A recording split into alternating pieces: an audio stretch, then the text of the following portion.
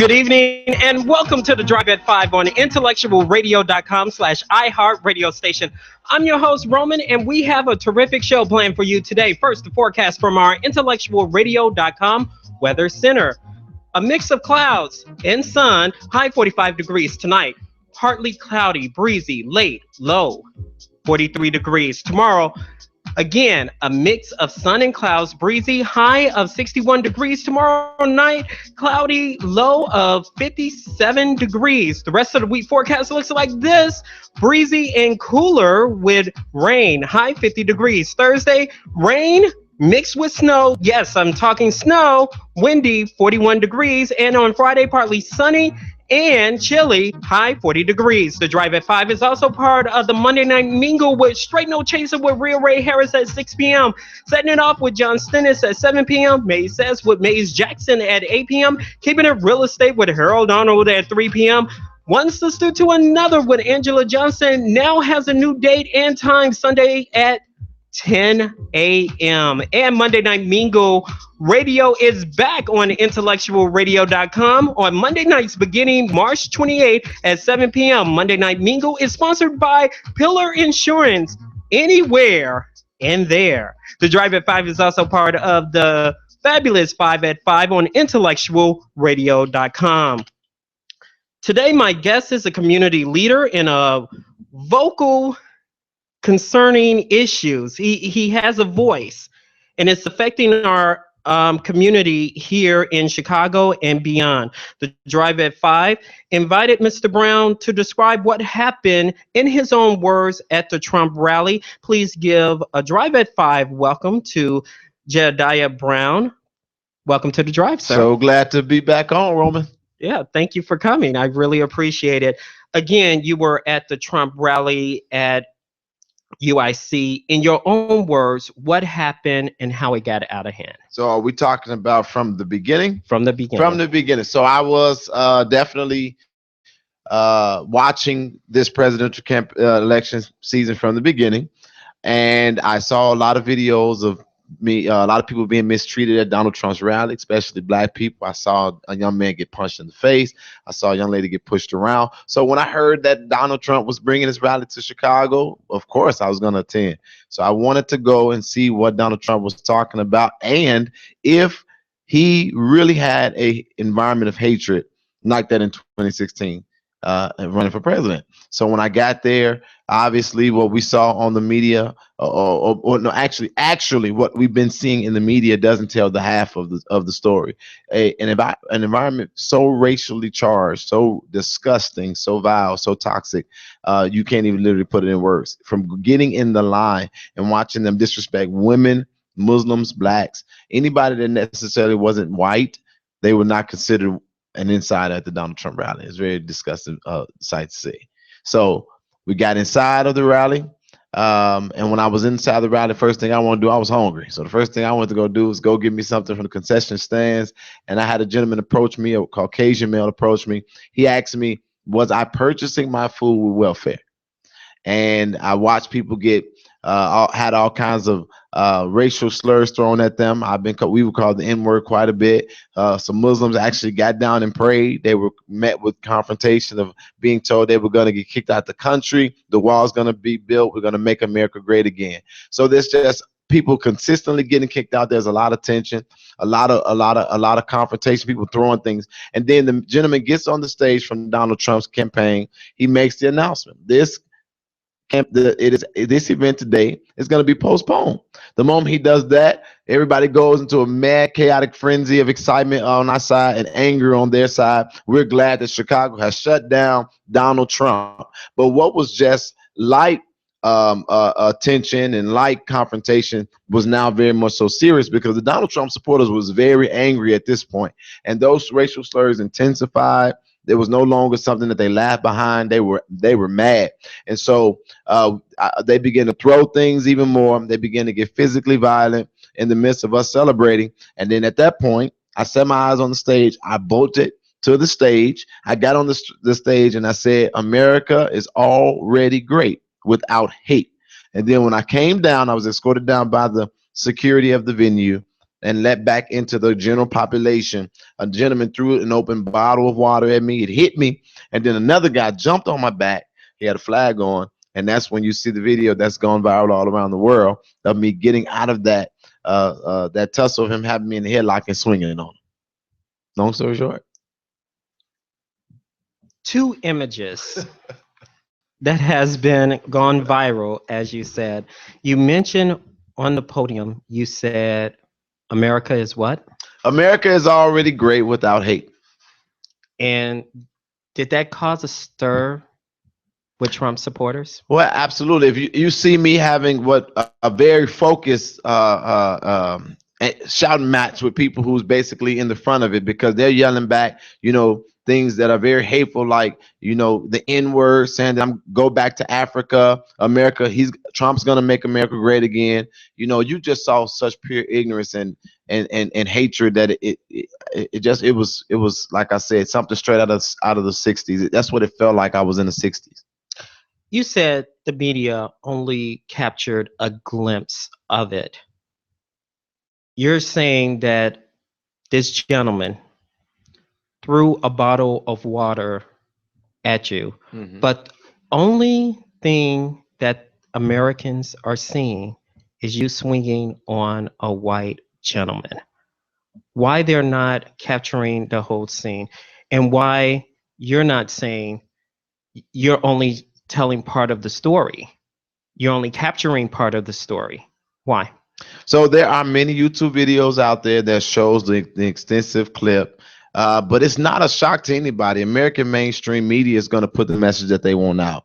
So they only show me swinging, and it looks like we went to this rally to stop the First Amendment rights of these people who support Trump, or Trump being able to speak what his candidacy is all about. That's the image that they're putting out about us, calling us thugs, calling us or associating us with Black Lives Matter. This is what I believe is the agenda of mainstream media. They don't want the message to get out that the people of Chicago actually show great restraint throughout the entire time of being mishandled by the Donald Trump environment. But beyond that, we not only had a message, but we stood up for ourselves. And of course, American mainstream media is not going to put out that we defended ourselves against being attacked verbally and physically. There was another image of a heavyset African-American man basically pushing a white male, and he said, quote, you can read his lips, "You better get the F back." And the police grabbed him. Didn't do anything to the white gentleman. I understood that you kind of know this gentleman, or the activist community isn't that big in Chicago. I know of them. Now again, I came there as an individual. I know of them. We've seen people who are active in various causes around our city. The images do not do justice to the event or the experience. Again, those that were there in protest of Donald Trump showed amazing restraint the entire time they were there until the announcement was made that it was postponed, and then we met violent resistance versus just resistance that seemed like it was for sport. And so even that clip does not characterize that moment or that gentleman correctly. As you also see, he kind of is telling this guy, back up. You're in my personal space. And the guy continued on with his entitled screams. And then, of course, you see him. Now, I don't know if necessarily him hitting him first was the best idea, but he was at that moment. We were in a hostile environment, and he was defending himself. Black Lives Matter is taking credit for the stopping of the Trump rally. However, presidential candidate Donald Trump said the incident was caused by Bernie Sanders supporters. You is on record saying that you support Sanders. What is your response to his statement on national media saying Bernie Sanders has created sending his supporters to his rally to cause this mayhem? Bernie Sanders didn't even know that I was a supporter of his in the way that I am until I did my first interview after the rally. I've never had a personal dialogue with Bernie Sanders to do what we felt convicted and passionate enough to do, standing up for our city. That was more so about American values and us standing up for our city than it was about us being a supporter of Bernie Sanders. That was us letting Trump know that the environment that we've seen in the media is not acceptable here in the city of Chicago. Donald Trump has shown America time and time again the kind of leader he will be. Instead of standing up there and directing the energy from light, you being the unifier that he claims he is, he's trying to find a way to label, point fingers, and further divide, and even give further instructions to his supporters on how to handle quote unquote opposers and protesters. So Donald Trump knows that what he's saying is completely false, but he is saying the things that he know will incite his supporters to further disdain and violence for other individuals that are expressing their freedom of speech. That we don't want his hateful message in our cities. On Friday, an associate of yours were on Fox News Channel with Megyn Kelly talking about the Donald Trump rally. The question was, do you think Trump is a racist? And former President Joe candidate of 2000, I believe 2008, Herman Cain, was very aggressive towards the two community leaders. According to the Huffington Post, on September 1st, 2015, Fox News Channel host Brian Kilmeade was speaking to an African-American Milwaukee County sheriff about the death of Deputy Darren Goldford of Harrison County, Texas. Goldford, who is white, was shot by Sharon Miles, who was black. Brian Kilmeade said Black Lives Matter is a murder movement / hate group. Why go to the line of fire knowing outlet said this? I'm presenting that question to you. If you know that Fox News Channel said this in regards that Black Lives Matter is a murder movement / hate group, why give them the courtesy of an interview knowing they're going to be aggressive towards anything that you stand for? So I don't know. I can't speak to anyone else's interviews. And I also can't speak to what Black Lives Matter is. They would have to be asked themselves. I am not a member of Black Lives Matter. I've never been but to why do you associate I've never you been with, to a with meeting. Black Lives Matter? Because and this is where again we have to be careful what we repeat. They're now trying to frame and marginalize our activity. I've said over and over again in every interview I've been in, I went there as an individual. I am a black man that is very much so concerned about his city and about his people, and I'll stand up for him any day.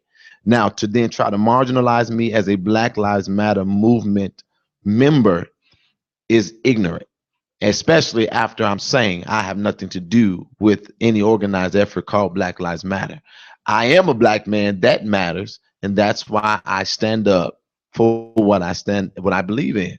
So why would they take these interviews? I don't know why they would take these interviews, but I've not been on any interviews where I have said that I was a part of any hate group or that I hated anybody, because actually I spend most of my time spreading the message of love and peace. Switching gears now, Black Lives Matter is also taking credit for stopping Anita Alvarez for being the state's attorney with an overwhelming Kim Foxx victory of 58% win. There has been some infighting in the organization regarding who should take credit for this win.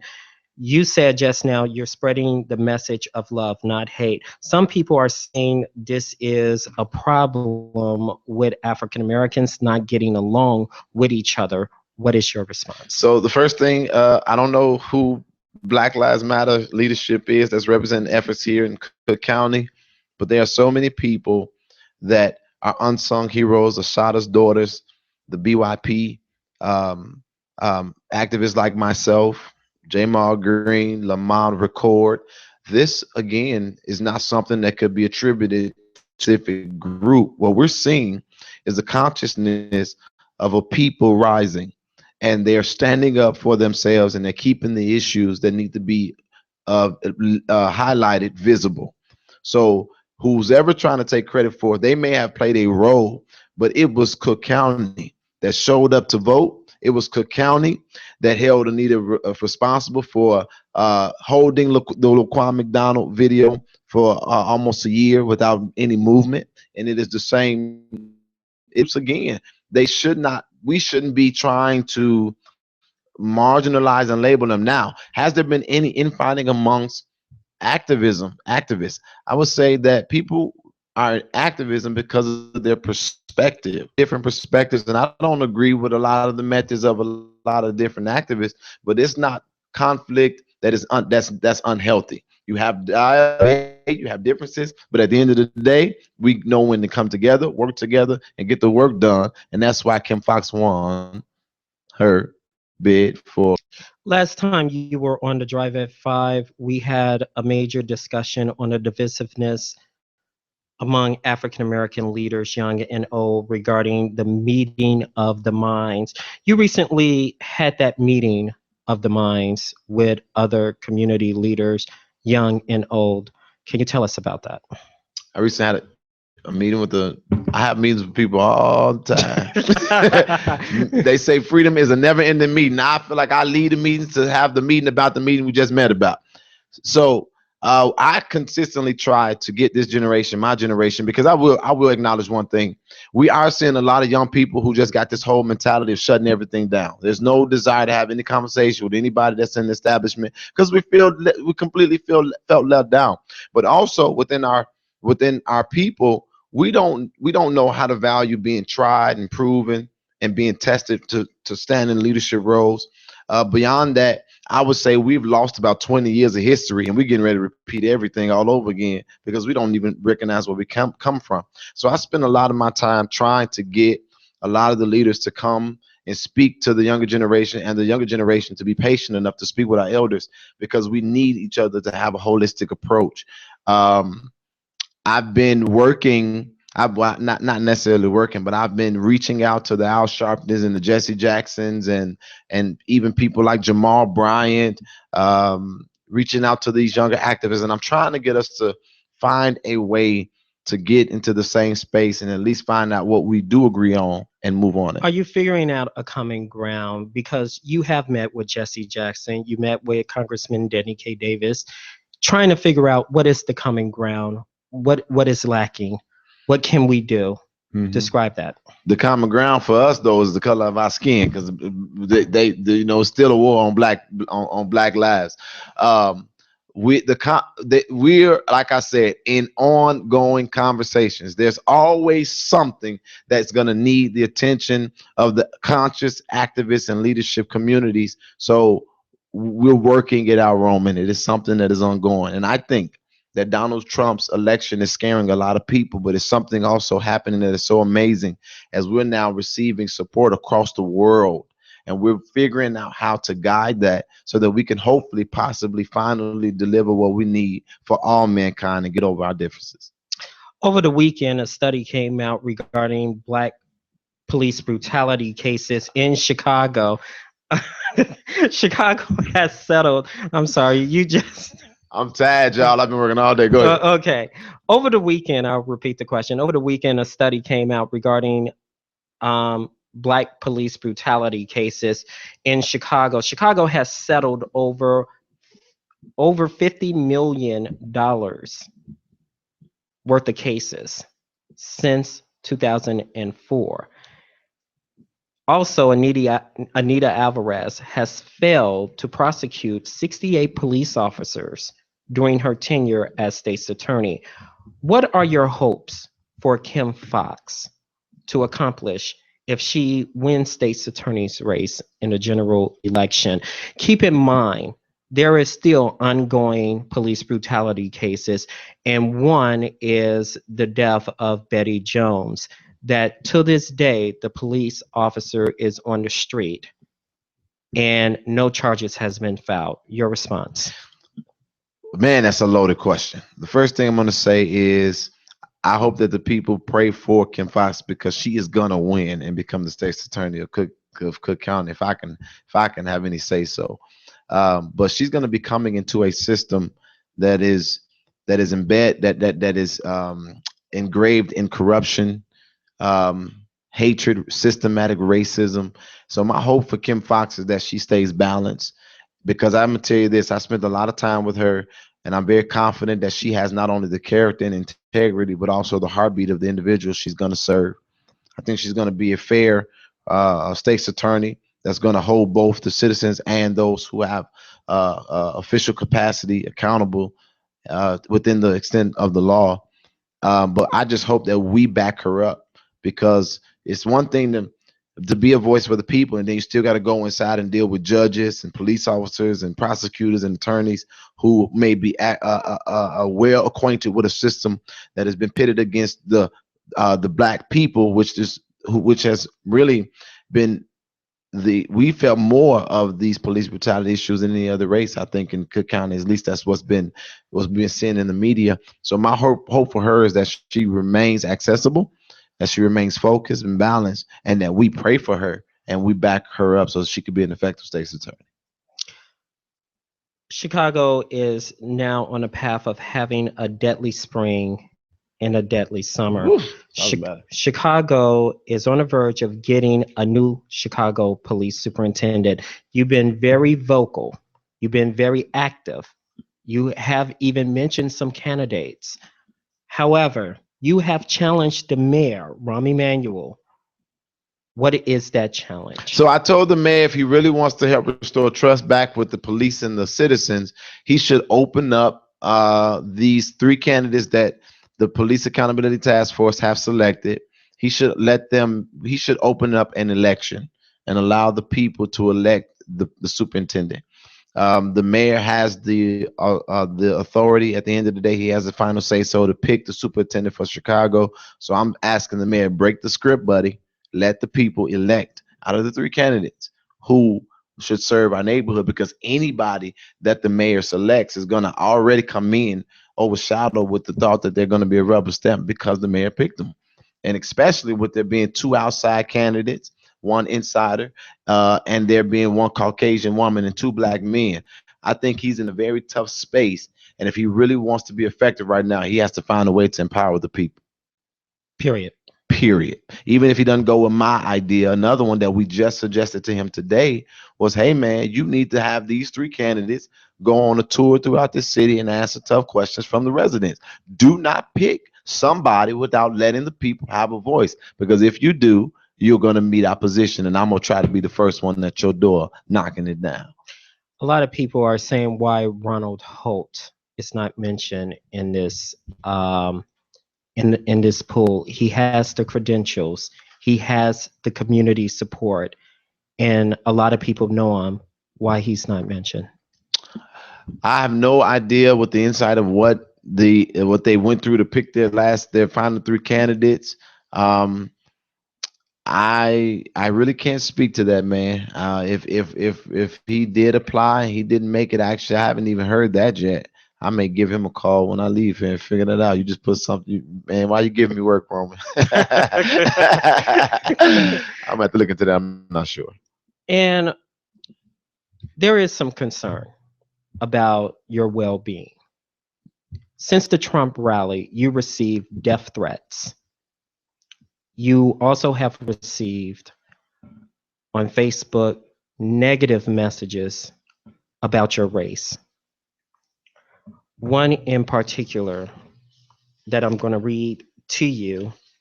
Since the rally, you have received these death threats. You have been called the N-word numerous times on Facebook and also other media that you have. One in particular, you screenshot on your Facebook page, and it states, as I quote, "You are a piece of sugar honey iced tea.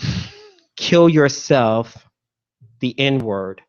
Donald will be the next president. Get over it." What is your response? This is not just the first death threat. This is not the second or third. Since the rally, since the national media, your well-being has been threatened. Any response to that? So fear and faith don't mix. I have no fear. Just like I said to DNA Info, I do get a lot of death threats. Now that was just an insult. I don't even really respond to those, but I've gotten death threats. People say they're going to find your job, we're going to find your house, and my response is, hey, they ain't coming on the south side of Chicago. I'm not worried about nothing that these people are talking about. And I'm gonna be honest. When you step into this kind of light and you stand up for your people, one thing I always admired about Dr. King and I admired about Malcolm X was that they didn't allow the conditions that surrounded them to stop them. I'm gonna keep on going. And I believe that God is protecting us who stands up for people, for righteousness, and against the oppressor. So when my time comes, it'll come. Until then, I got to stay focused. Last and final question. You've been challenging the mayor. A lot of people, Black Lives Matter, other community leaders. Is the mayor next on the agenda to get him out of office? Boy, this whole system in trouble. Because, like I said, the people are rising in consciousness. A state's attorney was a huge victory, and you've been hearing the slogan "Two down, one to go." McCarthy's gone, Anita's gone. Well, I think that the mayor really better get himself together because he's absolutely in sight. And I'm not a supporter of the mayor in no shape, form, or fashion anymore. And I feel like he's really offended me and the black community, and we're gonna hold him accountable. And hopefully, and I'm gonna just say it. I want us to have a new mayor for Chicago. We deserve better. So he is. Do you think the Chicago Police Department can be fixed? If they empower the citizens, it has to be something that's community driven, or it's gonna fail.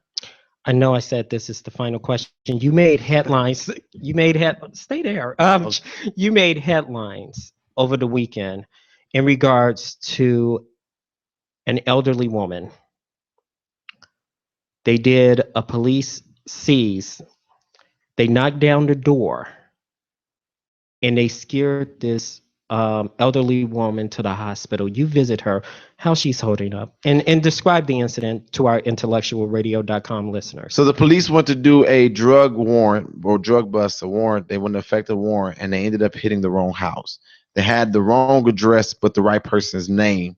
And they bust through this elderly woman's door while she was at her kitchen table watching TV. And it scared her literally half to death. She's been in the hospital since Thursday, which is when they did they executed the warrant. But busting her door down, ramshacking into her place, coming in with the guns drawn, scaring her half to death. They left the woman's house. No one ever came back to apologize to her. And they told her that her name is Miss Harris. They told her that if she she had to go fix her own door and submit paperwork to possibly get it reimbursed. Possibly Get it reimbursed. And I'm going to just say this. Our elected officials and our law enforcement officials will only feel like they can do something like that if they don't think the community is stand up for themselves. So we went as black men to Miss Harris's aid and to be by her side. And right now we are following the lead of their counsel and the family. And we're on standby because there's no way in the world that this elderly woman on a fixed income should be told without an apology that she has to fix a door when they're the ones who made the mistake. And the gentleman who they were looking for walked down the street because Miss Harris is a grandmother to the block and told them, hey, you messed up now. I'm the guy you're looking for. You hit the wrong house. And so the level of insult and the level of anger that we as a community feel, we're not going to allow this to go we're not going to allow this to go down the way they suspected, or things go down where we don't do anything or stand up. I just really would love for the listeners to understand this one thing, that the consciousness of our people are rising up. Black men and black women are coming together to stand up for themselves. And this is what we must do, because our elected officials need to be accountable, and we need to add something to policing in our neighborhoods. Outside of law enforcement, they also need to learn how to protect and serve. All right. Thank you so much for joining us. Thank you, I know I man. promise you we're like almost 10 minutes late, but thanks. Thank you, man. Hold I on enjoyed it. right Glad to be there. on. When we come back on the Drive at 5 on the intellectualradio.com/iHeart radio station, Chaz Delilah Robinson and Doretha Reese I just butchered their names, but they have a salon and day spa for prom that's coming up next on the intellectualradio.com/iHeartRadio station. The Drive at 5. We'll be back.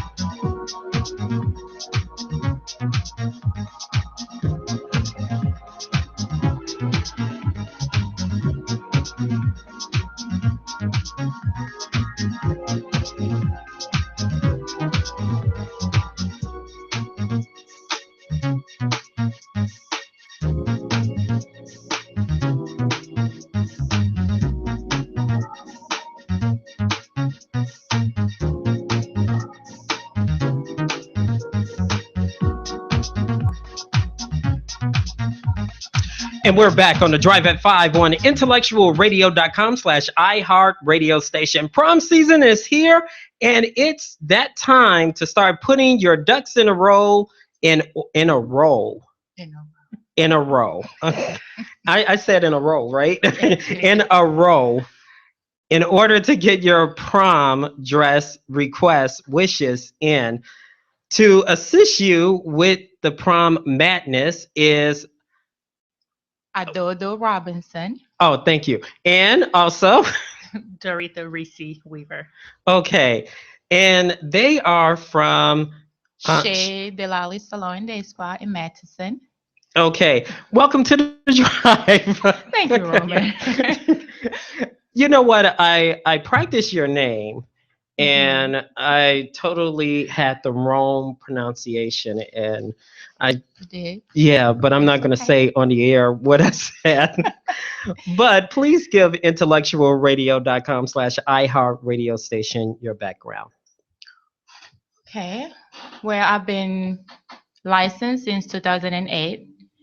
I do hair, makeup in the South Suburbs, and I love what I do. That's it? Yeah. What about yourself? I'm a local designer. I'm from Chicago. I've been designing and creating garments for a little over 20 years now, and started really early as a child, and found that it was inherited skill from my mother and my great grandmother. And over the years, I've connected with many designers and also organizations to help enhance my skills, and also to birth that thing in me that gives me the desire to help develop youth. So when I heard about the drive, I was excited about offering my services to a teenager so that she could be the belle of the ball. What led you to become a designer of prom dresses? It's kind of like amazing. It's kind of hard too, but this is your season. Well, I'm not a designer for prom dresses. Okay. What happened is that because in the industry that I am, I do hair and makeup, and I do different things with the salon in the community that I am. And I have a lot of family, so mom and daughter teams that come and get service. And just talking to the mothers and realizing how much it costs to send one daughter to prom, I just got scared. I have a son, and all I have to worry about is a tux and haircut. I know, a big relief, huh? Yes. And a prom ticket. And the well, yeah, that too. So from there, I just thought about it. I said, okay, how can we help our community, and how can we help mothers and their daughters to just cut the cost for the prom? And that's how the idea started. This will be our third year. We collect gently used or new dresses, and we allow the young girls to come in, try on the dresses, and if they fit, they can take it with them. We don't charge them anything because I believe in giving back. So it's all about empowering the youth and giving back to the community because they have helped me and my business grow. Right? So that's why I do it. So describe your business. I know it's a spa. I mean, you get your nails and you get your hair done. What else? If I go in there right now, or let's say if I don't go in there, if I send someone in there, Right. what they should expect? What should they expect? Okay. I would say they should expect to be treated as Like their queens, royalty? that like royalty, because I believe in a one-on-one service with my customers slash clients. I believe in having a relaxed environment and just feel like royalty. So when you come in or when you send somebody to our salon, when they come in, there is no overcrowding. Their hairstylist will be ready for them when they come in, and it's a one-on-one time. We usually time the service, so the time that we give you is the time that you will be done. There is no, oh, I'm going to stop and run out and get this. It's really professional. It's relaxing. I love the purple because I have purple in the salon too. That's a So- compliment, Earl. Yes, yes. So I love purple. It's relaxing. It's royalty. And it's a very nice environment because I spend a lot of hours there with my team. And we want it to be professional, but also warming, welcoming, and relaxing for our clients. So let me talk to you for a minute. What is your experience in the spa? And I mean, the way she's describing royalty, I have a vision of coming to America and the rose petal throwing on the ground. What is? Am I wrong or? No, Oh, you she. are not wrong. Okay, if No, I you come are in not there, wrong. I'm gonna expect rose on my. Yes. Or you can just go on our website, shadylalisalon.com, and you can take a look at pictures and see the different events that we have hosted in the past and will be hosting. We host pen parties for ladies. We do ladies' night. We do mother-daughter events. I do teen hair and beauty spa day for young adults that are in school, high school. So yeah. Yeah, I haven't had The chance to come by, actually yeah. see her salon or experience her great services. I met her through another young lady because there was a post regarding a drive they're doing for the prom dresses. Mhm. And being a designer, I thought that it was an opportunity for me to help a young lady. Like I said earlier, be the belle of the ball. I have 4 daughters, and I do understand everything that goes into making that day special and how costly it can be. Fortunately, I've always had the gift to create, the gowns for my daughters and also other young ladies. And I saw the excitement that they have with, just being beautiful and having something made to your specification, something that fit you and not really having to settle. And So when I heard about it, I offered my services, and that's how me and Adodo got connected. So what kind of prom request dress that you receive? Do you ever get like, what is the time frame? Because I know you, this is the season, you're working hard. What is your vision? If they say, okay, what is your price range? That's the first question. And what is your vision? How you come up? Do you sit down with them? Do you consult with them in order to get that vision to say, voila?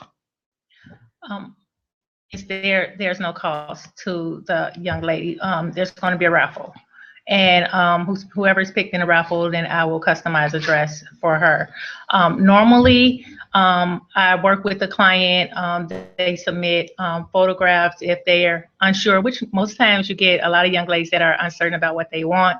So I work with them. We sketch out some designs, and a lot of times I'll put my own little niche on it because I promote the brand RP Couture.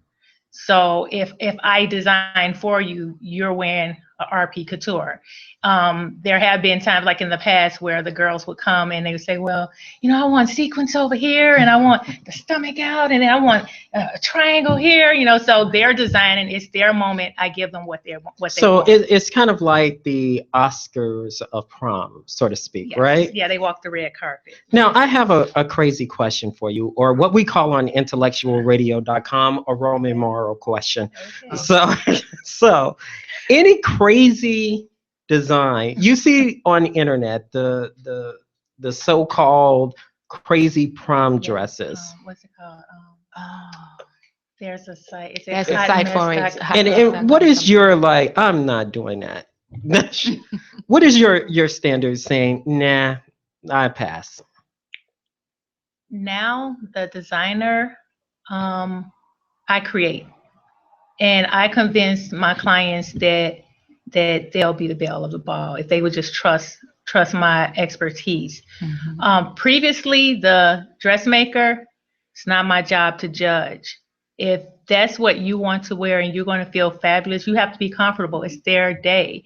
If you create something that they didn't really want, then they'll remember that. I'm still having memories from over 20 years ago. So, you have to be careful. 20 years ago? Over 20 years I thought ago. it was next week. Oh, you're too kind. No, actually, it's important that you listen to the client. It's what they want. And you can give your advice, but at the end of the day, they're paying and you give them what they want. I've worked with designers with creating for the Billiken Parade. So you already know what happens with that. So you never know what you're getting, but it's their money. And one of my slogans is finally a great price on unique. I have a heart for the people. I think everyone should look like $1 million without spending one. So I'm priced well below most designers in the Chicago area, but high enough to say good labor ain't cheap. And yeah, so. Can you give us that range, or? Well, my labor starts at $250 for prom dresses, plus cost of fabric. And the more detailed the gown, then it goes up. Okay. So what made you think, what was the, I would say, aha moment to say, I want to combine and work with Shady Lolly Salon? Yeah, there you go. It's just the passion for fashion that I have and my love for youth. I'm currently working as a youth developer, and I teach sewing lessons to young people. I connect with local nonprofits, and I volunteer my services to show young ladies that there are things you can do to make money legally, that it increases their esteem, why I should just give them skills. So, oh my God, an opportunity to be a blessing. It's always, if there's an opportunity to bless someone, then freely you received and freely you should give. So you give and it shall be given unto you. And that's how I function. So, Ms. Dodo, I got it right? Yes, okay. You did. Yeah, Wow. A hand clap.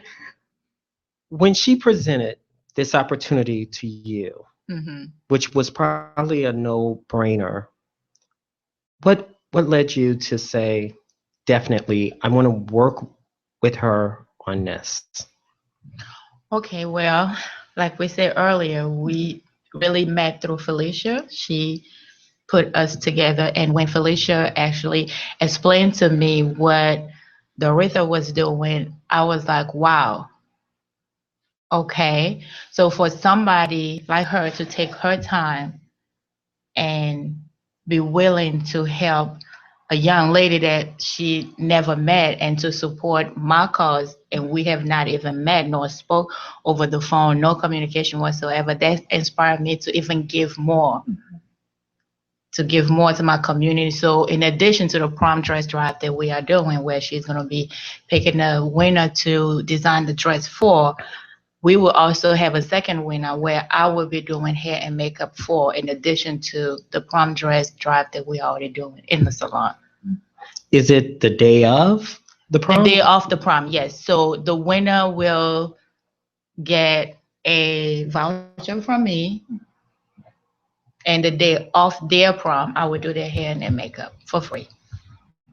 Is there a massage in there? Is it a pedicure? No. Is it manicure, pedicure, just the hair and just the hair and makeup? the makeup, because that they probably will get their nails and massage after. No, the nails before and the massage after the prom. So yes, it would be just hair and makeup the day of the prom. But you do provide. I do provide nail services, massage, facials, wheels, and waxing. You got to do a after that? Yes. Okay. What kind of waxing? Full body waxing. So we do eyebrow waxing, eyebrow shaping, facial waxing, and full body. Now, again, this is a Roman Morrow question. Right. If somebody walks in and you said, oh my goodness, we're going to have some work. We have to do some work on her. Have that happened before? Yes. Yes? Yes. Plenty of times, right? No, just every now and then. So what you do, an emergency type of thing, or what usually happens? Yes, we do an emergency type of service, but that's only because a lot of time we as mothers and wives and providers, we neglect ourselves. We do so much for everybody else that when it's time for us to do something for ourselves, we feel guilty about doing it. So sometimes, yes, it has happened that I say, okay, I know you just came for your hair, but I'm going to wax your eyebrows. We're going to pluck those hair. I'm going to do your makeup so that you can feel like $1,000,000 when you walk out of here. And I do that. And they feel good about themselves. And I love doing it. So what is your price range? Well, my prices, it varies. So for the simple hairstyles, it starts at $40 and up. It depends on the services that they need. We do natural hair, we do chemicals, color, cut, weaves. So it really depends on what they need. In the style. And the style, yes. You don't have that many African American owned and operated spas. What? I'm sorry. Okay. This is the second time it happened to me today. Okay, I'm like, am I saying something wrong? No, I was just thinking like, really? Okay. Okay. I'm sorry. No problem. Being one of the few African American owned and operated spas in Chicago, how does that make you feel, and how you encourage Black spending Black, which is important, which is also important to the designer, Miss Weaver over there, that a lot of people are not really spending their dollars in our own community that can service other Black businesses. As an entrepreneur, and this question also goes to you, Miss Weaver, how do you feel about, okay, you spent your money over here, but you could have spent the same amount here. or less. Yeah. Yeah. So how do you feel about that? Well, I have to say it's a daily struggle to keep the business moving, going, and growing, because not only do I face closed doors on the other side, but I also a lot of time have to explain to my own people why I run my business the way I run my business. It's not because I believe I'm better or I'm supposed to be untouchable, unreachable to my community, but I want my community to understand that just like they respect the other people in their company, when they go in there, they don't speak back, they spend and pay as they are billed. I would love for them to do that in our own community, because we work just as hard, if not even harder, to keep our businesses going and growing. So that being said, all I can hope and pray for is for our community to wake up and realize that together we are stronger. So, So you're saying, yeah. in essence, you're tired of people coming in and let's negotiate Dictating price. to me, yes. Let's negotiate price. And you're saying, it's $40. Take Correct. it or leave it. It's $40. You don't do that to other XYZ. race. Right. Yes, Why you doing this to me? exactly. Do you face the same problem, Miss Weaver? Yeah, for many years. And because my heart has always been so big, it was always, I just want to help. Or if they make a certain expression, I'm like, well, maybe they can't afford it. And it took a long time with me going through training programs and understanding the costs associated with creating a garment. And not only the cost of the fabric, the time, the electric, the heating. There are so many things that people don't understand that goes into it. But to each his own. I don't judge them as to who they choose to go to for services, because they may go and spend more somewhere else, and that's perfectly fine. But when I began to believe in my product, that's when it didn't matter. So I would quote my price. Say, this is what I charge. I know I have a great price. I know I have a great product. And if they don't respect that, I kindly refer them somewhere else. I say, well, there's a shop, down the street. They sell dresses off the rack. I think you do better there. And I have no problem with doing it now, because I value my time. And that's what's important at the end of the day. I know I have a good product, and I stand behind my price. That's good. Yeah. Yeah. It is. Now, when it comes down to African American businesses, we look at the stores. For right now, what are you going to expand on in your spa? What you're going to expand? Are you going to say this many stores, that many stores? What? Wow. I haven't really thought about that. Okay. All right. So you? No, I'm establishing a brand right now, and in the future, I just plan on having a boutique and youth development center side by side. That's my plan for the future. Okay. Now, any last words? Advertise your business if people are interested. Yes, please come check us out at Shea Delali Salon and Day Spa. We are located on 3601 West 216th Street in Madison, and we would love to have you. And if they want to buy your dress. If you're interested in my services, you can reach me at doretha.rpcouture@yahoo.com. All right, that's going to do it for us on the Drive at 5 on intellectualradio.com/iHeart radio station. Thanks to Earl Winfrey, our executive producer. Rhea Ray Harris, she's up next with Straight No Chasers. You guys have a good week, everyone.